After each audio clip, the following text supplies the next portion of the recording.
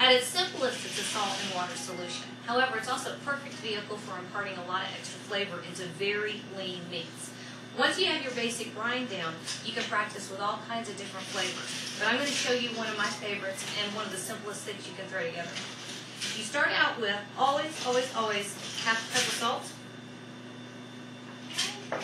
and a cup of sugar. Now to this, I'm going to add 1 bay leaf, a pinch of cracked peppercorns, a little palmful of thyme, I guess I would say that's about a tablespoon, and 2 cloves of garlic chopped up very fine.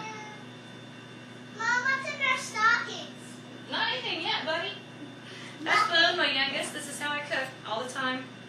That's why nothing I do is ever difficult or requires a lot of time. Now I'm putting about 8 cups of water into this.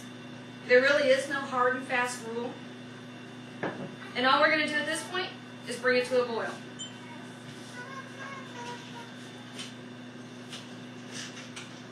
Alright, you can cut it there. Okay, once you get your brine on the stove, all you really want to do is let it come up to a boil. The reason you want it to come to a boil is all the sugar and all the salt are going to become one with the water. That's going to let them later get into your chicken so that when you bite into it, you've got automatic flavor and juiciness, and it's all going to be luscious and lovely. The other things that we added in there, the bay leaf, the thyme, the garlic, and the peppercorns, are all going to, and you see, right now, you can keep this on a boil, and the water and the salt are going to dissolve and disappear, completely go away, and that's when you know that everything is ready. Okay.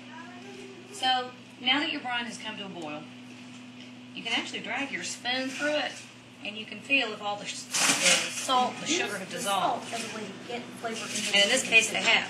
So, you can also smell it.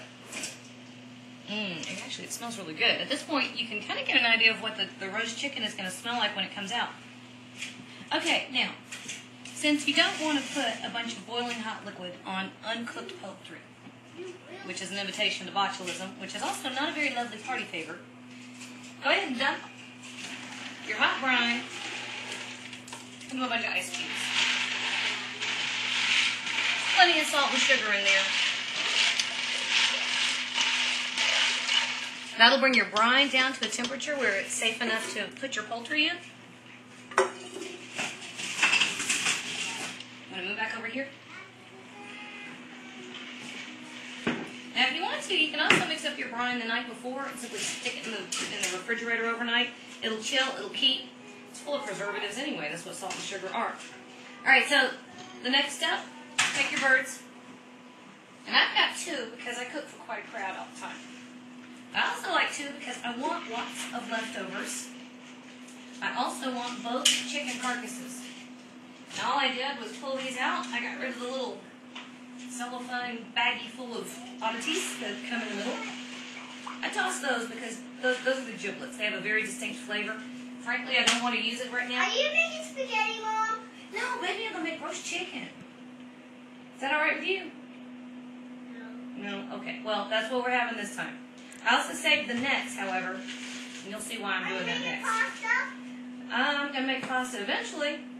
So here's all you do. You've got both chickens sitting in the brine under ice water with the necks. I'm going to stick a top on